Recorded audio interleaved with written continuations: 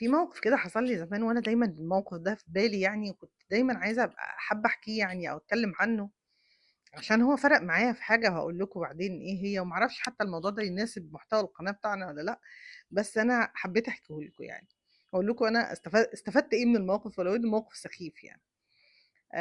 وأنا في الجامعة كنت باخاف من الناس، يعني أنا ما كنتش باتكلّم مع حد وعلاقاتي كانت قليّلة جدًا، وكان الموضوع ده بيتفسّر بقى غلاسة وتنكة وأنا أصلًا نظري ضعيف جدًا يعني، كنت ممكن أشوف حتى حد ما أسلّمش عليه وكنت باعدّي في الجامعة كده اللي هو عايزة أدخل وأخرج، بعد كده بقى ليّا أصحاب وبقى ليّا مجتمع يعني في الجامعة.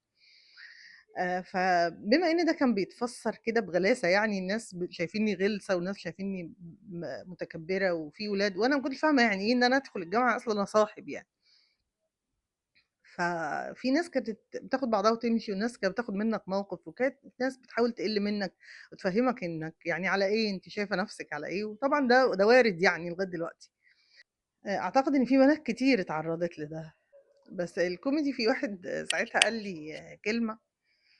أنا سِت دايمًا منفصلة عن الواقع، يعني أنا سِت أنا مش من النوع اللي أعرف أسعار الحاجات ولا ماركات الحاجات ولا بابُص على الحاجات دي أصلًا ولا تعنيني، وده طول عمري مش دلوقتي، يعني أنا عمري ما ربطت قيمتي بالأشياء، بالعكس أنا سِت باعرف أرسم وباعرف أحلّي الدنيا يعني، فكان ما عنديش المشكلة بتاعة إن الbrand ده سعره كذا ومش عارفة ولا كنت أعرف يعني إيه brand أصلًا. فأنا ساعتها كنت لابسة نضارة شمس بما إن أنا سِت نظري ضعيف، فكنت دايمًا ألبس نضارة شمس وصحابي في الجامعة عارفين ده، إن أنا عشان خاطر ما حدّش يشوفني أو يشوف عيني، لإن أنا ما بابقاش شايفاهم أصلًا وهُم بيسلّموا عليَّ، فعشان ما حدّش ياخد موقِف منّي ما كنتش باقلعها، ومستكبرة جدًا ألبس نضارة النظر المهم ففي واحد كده ابن حلال لقاني ما تجاوبتش معاه، قال لي: "مش شايفة نَفْسِك على إيه، على النضارة المعفنة اللي أنتِ" هي الحقيقة نضارة معفنة. لإن هي نضارة شمس أنا كنت جايباها من الرصيف قدّام جامعة عين شمس و والحقيقة إن أنا كنت فاكرة إن دي نصاحة منّي إن أنا جايبة نضارة معفنة ألبسها علشان خاطر كده أنا بقى ما أنا كل يومين 3 باكسر لي نضارة، فأنا كده بقى أنا كده ناصحة يعني، الكوميدي أكتر إن أنا كنت فاكرة إن كل النضارات اللي في المحلات هياها، بس الراجل ده جايبها ما عندوش يا عيني فلوس يجيب محل، فواقف بيها على الرصيف.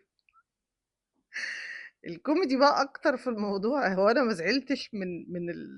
اللي هو الإهانة أو اللي هو اعتبرها يا عيني إنها إهانة، على قد ما أنا زعلت إن في حاجات كتير فايتاني، وإن أنا ما كنتش بافهم مامتي كانت بتوديني عند واحد معيّن كده لمّا النضارة تتكسر نضارة الشمس بتاعتها تتكسر تقول لي: "لأ تغيّري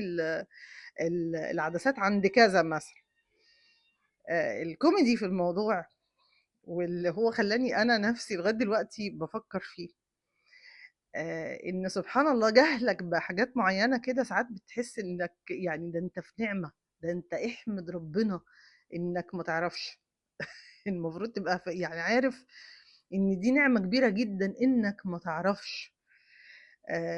أول ما ابتديت أكبر وأفهم إن في فرق في الأسعار وفرق في الquality طبعًا أنت محتاج تجيب حاجة جيدة أو حاجة كويسة، بس الكوميدي أكتر إن أنا لقيت مثلًا واحدة زي هنا الزاهد قاعدة بتقول إن وقت ما كانت متجوزة أحمد فهمي قاعدة بتقول إن مرات كريم فهمي استعرِّت منها عشان هي لابسة شنطة مش براند عالي يعني، لابسة شنطة أي كلام. فالغريب إنك تبقى واصل لمرحلة كبيرة جدًا وحتّة كبيرة جدًا مادية مثلًا، والناس شايفاك حاجة كبيرة جدًا وأنت رابط نَفْسك بقيمة شيء معلش يعني الشنطة دي حاجات يعني دي مش حاجة نربط قيمتنا بيها، ما ينفعش. ما ينفعش إن أنا أربط شكلي أو أبقى شايفة إن الشخص الآخر ممكن يشوفني قليلة لو ماسكة شنطة أي كلام، أو شنطة مش زي الناس اللي قاعدين في النادي حواليّا يعني. الحمد لله على نعمة الجهل الحمد لله أوقات كتير جدًا إنك تبقى مش فاهم، علشان أول ما بتلاقي نفسك قررت تربط نفسك بحاجات زي دي، صدّقني ما حدش هيتعب غيرك. إحنا قيمتنا داخلية، قيمتنا في أنت بتشوف قيمتك لمّا بتشتغل على نَفْسك، بتشوف قيمتك لمّا بتتجاوز حاجات صعبة بايخة ما كنتش حابب تعيشها، بتشوف قيمتك بالطريقة دي، لكن ما ينفعش أشوف قيمتي بنضارة معفنة هي كانت معفنة بس أنا ما زعلتش منّه والله، أنا زعلت عليه، لإن هو متخيّل إنه كده أهَنّي.